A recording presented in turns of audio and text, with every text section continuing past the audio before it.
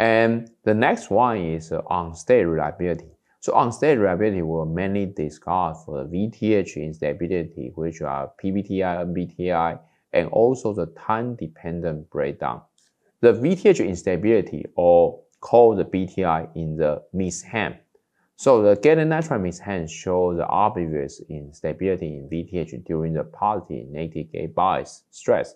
So you can see that when we do the sweeping from the 0 to positive to 0, there is a hysteresis observed here with respect to different dielectric. This is a silicon nitride, this is aluminum oxide.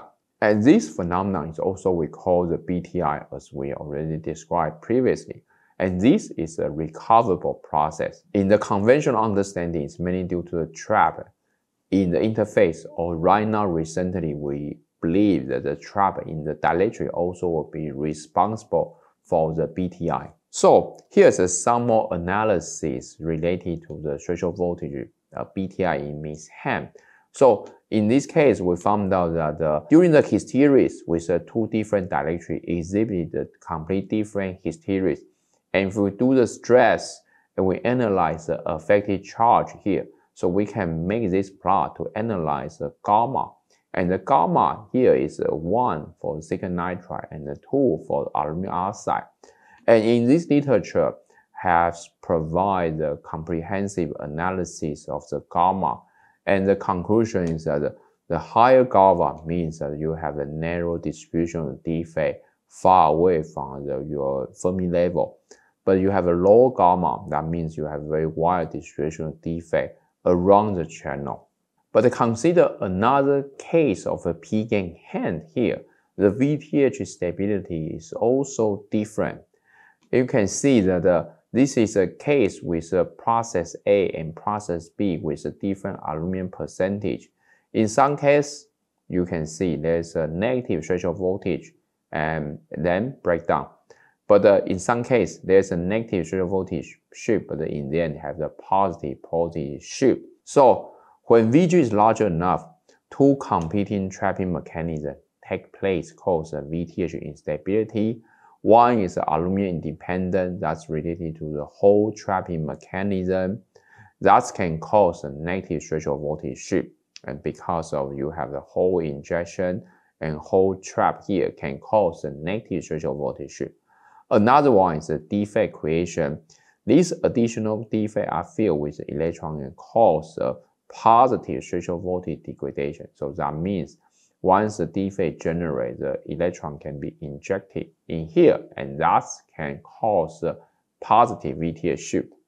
And consider the TDDB also is one of the issues in the gallium nitride. So here is one of the paper to discuss the PDDB effects in the gallium nitride Measham, considering the different dielectric thickness and different alkaline barrier recess depths. So the very typical TDD phenomenon is shown here. First during the stress, then you start to see the noise. So the noise means that there's a salt breakdown, and then you start to have a progressive breakdown and then to reach the hard breakdown.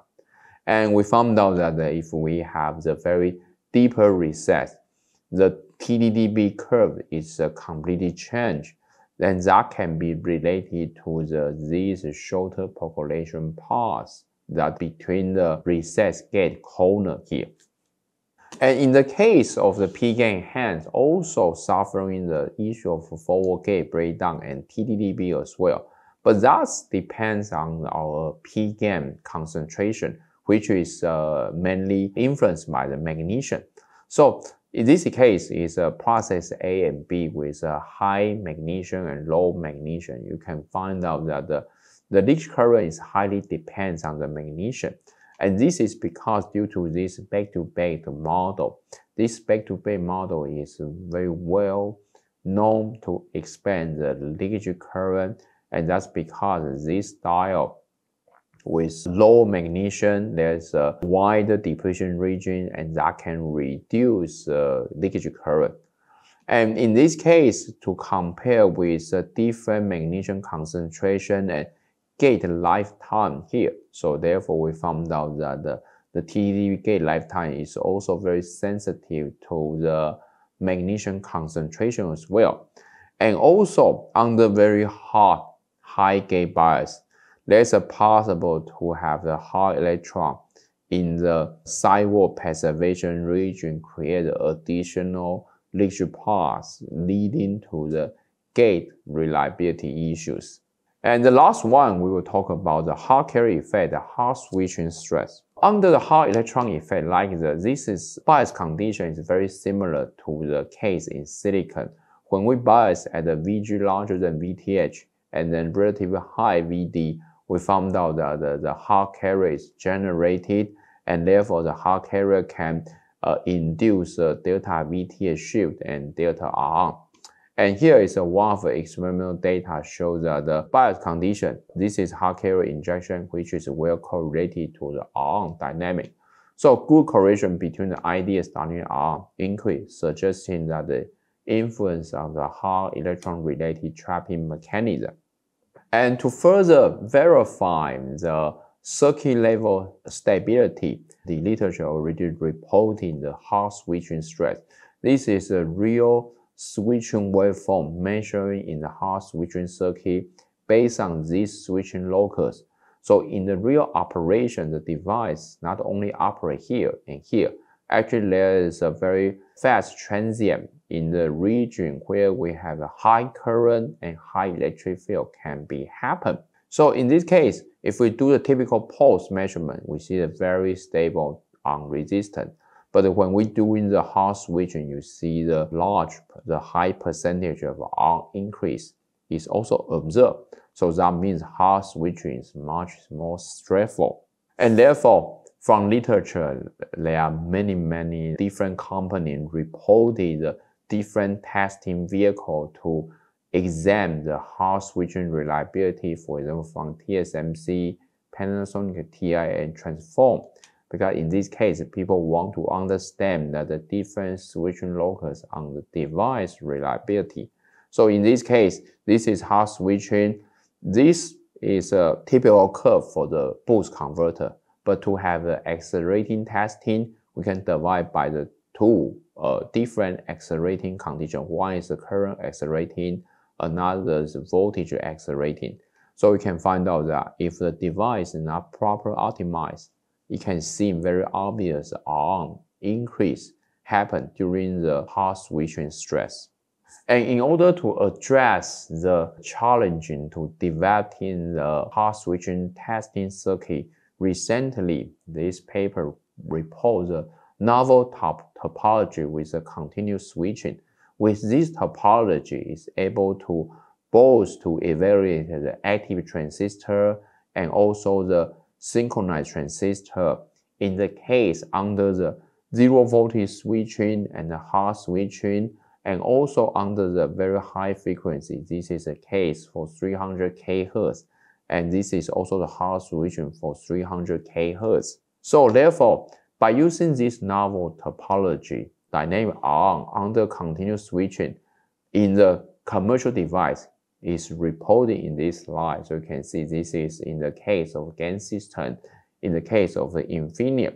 So we can clearly see that the on-resistance increase and then decrease, but also there's obvious frequency dependency and also topology dependence. This is hot switching, this is zero voltage switching, and this is a duty cycle dependency and also the on-state current dependency. And we can see in the case of Infineon, because due to the different gate metal fabrication, which is mainly based on the ohmic gate in the case of Infineon, so therefore the Ron stability under the low bias is stable, but under the high bias with a hot switching, still the obvious Ron degradation can be seen. With analysis from this novel topology, so we can examine the active transistor and synchronized transistor under the different state, different operation condition of the reliability. So in the end, we can find out that in the active transistor, it can have the dynamic VTH, dynamic Ron, which is mainly due to the gate-related trapping issue. And also, this gate-related trapping issue will influence the synchronized transistor stability.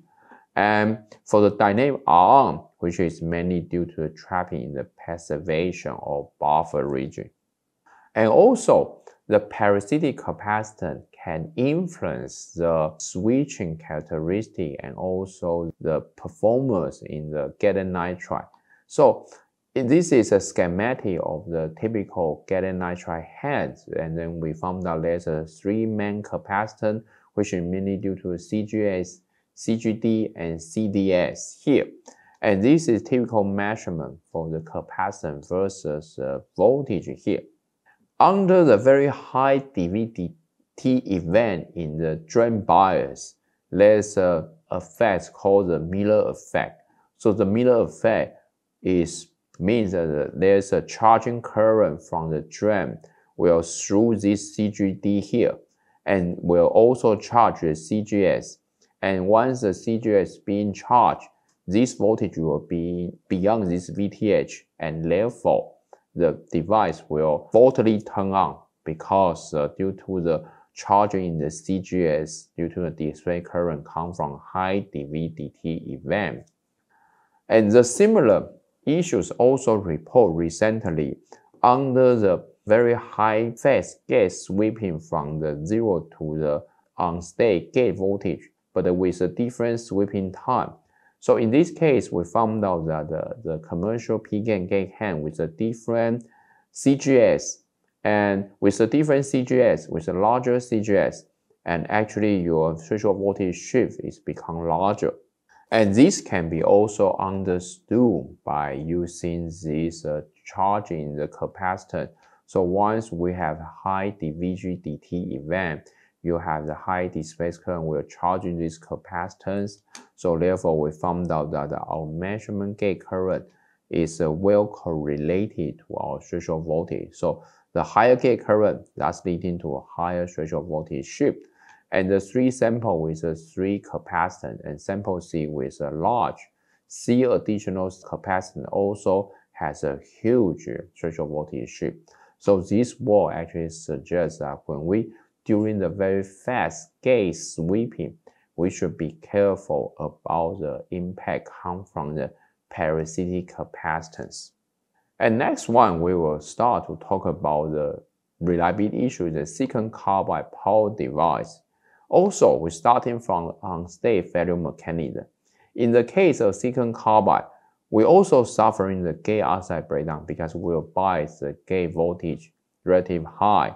And also, since we bias in the high gate voltage, there's a possibility to have the trapping in the dielectric cause the threshold voltage shift. And also, there's a possibility to have the intermetal dielectric and the leakage current and breakdown. So there are the several reliability stress need to be done to check the on-state reliability, which are TDDB, HTGB, PBTI, and NBTI as well. In the case of off-state, under the high off-state, we apply very high drain bias here, and therefore it could have the silicon carbide material breakdown, or there's a very high electric field in the J-phase region. That can also cause a gate oxide breakdown in the J-phase gap. And also, the edge termination need to be careful because edge termination can be also have the breakdown phenomenon. And typical reliability stresses include the high temperature reverse bias, the accelerated lifetime test with a high temperature reverse bias. That's what we call the ALT HTRB. So here is an example that we check the TDDB characteristic in the silicon carbide power MOSFET. So and we use a commercial device, and this is the case in the Wolfspeed device, planar Wolfspeed MOSFET, and then we found out the R size around like a 40 nanometer. And this is a Infineon's trench power MOSFET, and we found out the R size in the bottom is around 87, and in the sidewall is around 8 nanometer. So this is typical characteristic measure from ourselves. For the sample A is a Wolfspeed device, sample B is an Infineon device. And this is a typical testing methodology we are doing to test for the package device. And the purpose is to have the TDDB stability. So therefore, we will put at a high temperature up to 175 and we stress higher until the breakdown here. And first of all, we found out that in the case of the Wolfspeed device, you can find out that there's a very different TDDB curve, because during the stress, there's a current increase and decrease and then the breakdown. And we think the current increase is mainly due to the whole generation due to the impaired ionization. And second phase is due to the electron trapping, and therefore the gated current is decreased. And last one, the increase of the current is due to the formation of a percolation path. And this phenomenon is completely different in the sample B, because sample B only have the continued decreasing of the current and also suddenly breakdown here. And one thing to worth mentioning is that because in silicon carbide MOSFET, the dielectric is relatively thick here, so usually we won't observe any soft breakdown before the hard breakdown. So finally, we can also extrapolate activation energy. Then you can find out that sample A has a negative activation energy. However, sample B has a positive activation energy. So the slightly negative activation energy in sample A could be most probably related to the whole generation that's generated by the impaired ionization. So finally, if we try to extrapolate the lifetime here, then we can clearly see that the sample A has R-side breakdown for the 30 years. Lifetime extrapolate is around like 23 to 28 volt. But for sample B has operating lifetime for 30 years under this value range around 49 to 52 volt here. So therefore, for the trench gate MOSFET, as long as the gate dielectric is thick enough, then still can have very good TDDB stability. But for the typical planar MOSFET, we should be careful about the mechanism of the TDDB because the impaired ionization might play the roles. And this is a commercial product reported for the TDDB testing. So you can see this is a different voltage rating that stress at a high voltage band, in the end try to extrapolate the lifetime at a lower voltage.